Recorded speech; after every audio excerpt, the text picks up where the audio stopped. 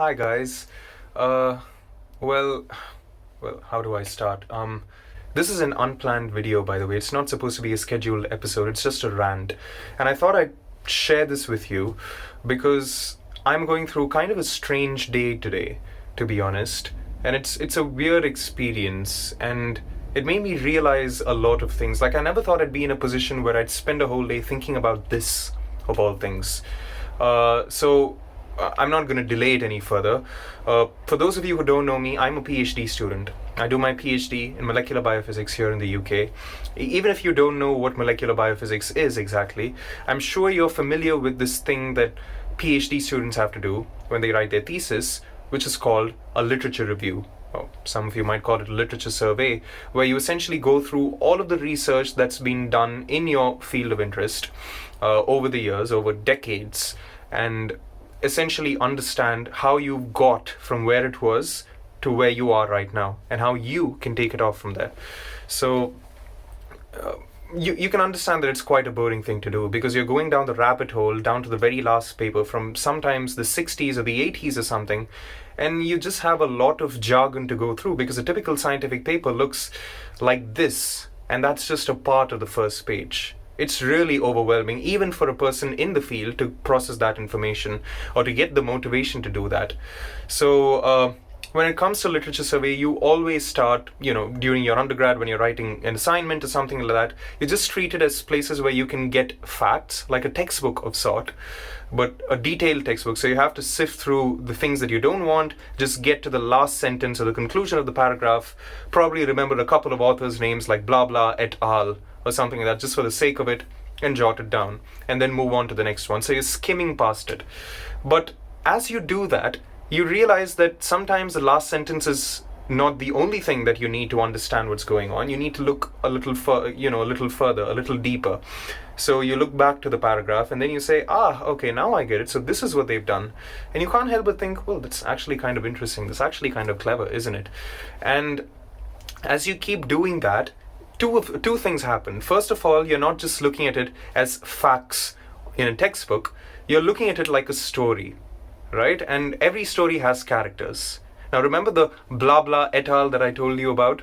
Just a bunch of faceless names strewn about in the paper, which, you could essentially consider those names as much jargon as the scientific jargon over there. Like if I'm learning the name of a new protein like kinesin or, like pheochromocytoma and all that, that's jargon. You need effort to remember those words, even if you understand what they mean.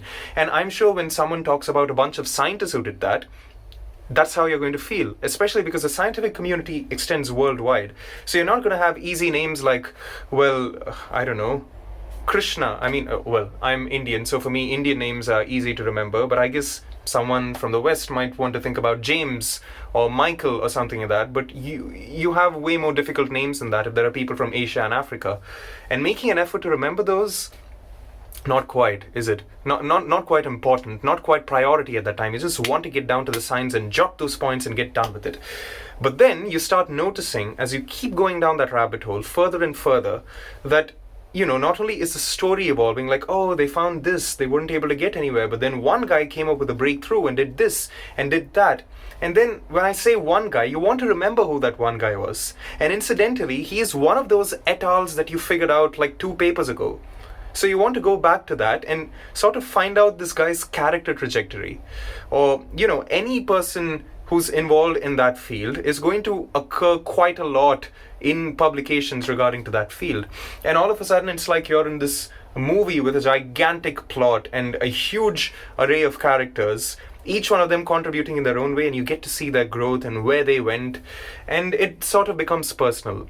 So I've reached the point that I would call scientific puberty, where I look at literature reviews like I'm reading the script of a documentary, of a historical event. Like imagine you were watching a documentary about, your country getting independence. Like for me, Mahatma Gandhi freed India from the clutches of British rule. Of course, you feel some sort of sense of pride, happiness, thrill, etc. Even though you don't know Mahatma Gandhi particularly, but it's sort of momentous, isn't it? Or even more globally, like, when the world was gripped with the terror of fascism, suddenly when all hope was lost, in that fateful day, December 7th, 1941, the Allies got brand new hope. Yeah, you like to dramatize these things. And that's exactly how I feel about my field of interest. Like, I remember, so back in the 80s when they had no technology at all, no computers, just a tiny microscope, they were able to see something that looked like sticks, but they didn't know what that could possibly mean. Everyone pondered. But then one fateful day in 1981, Linda Amos came up with this particular hypothesis and used a really clever experiment to show that this can be done.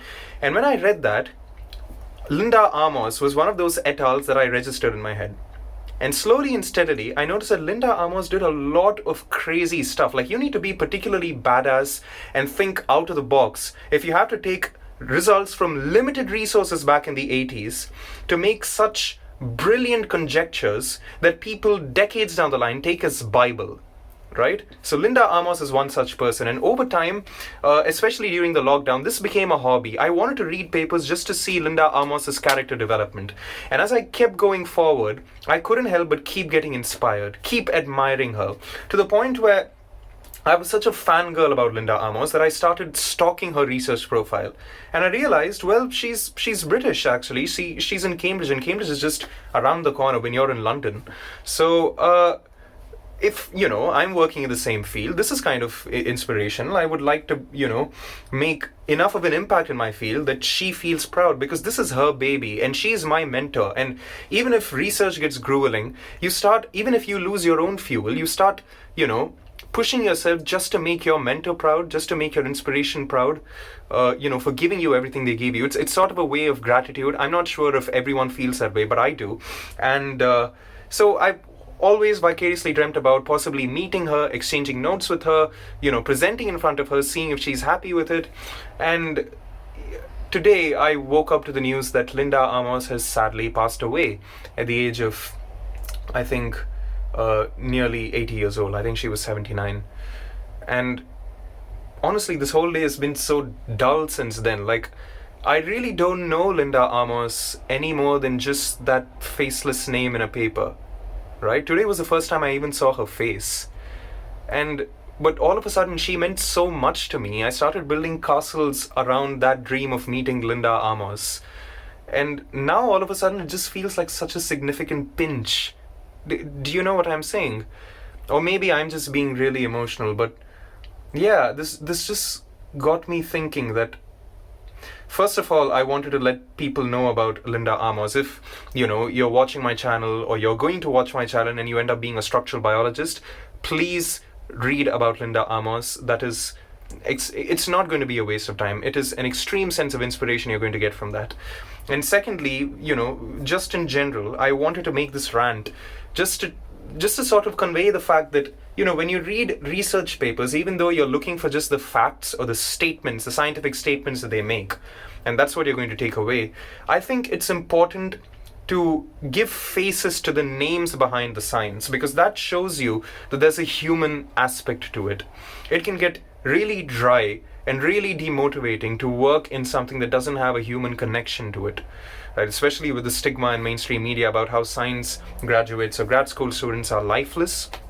I really think, and considering science is extremely important, like, we've seen right now, everyone was waiting for one particular, cure, so to speak. I don't want to say anything more because YouTube might get upset. But yeah, what I'm saying is, I think it's really important that you try to make a note, not just about this is a statement they made in the paper, but this person from this lab made this statement in the paper. And I think that's an important part of your learning process in a PhD. And if you want to take away anything from this rant, I think this is what it should be. And yeah, I'm sorry about this, but yeah, I just wanted to share this with you guys. Anyway, have a nice day. As you can see, it's bright for like 5 p.m. or something, which is quite unusual for February in London. Might just go out for a stroll.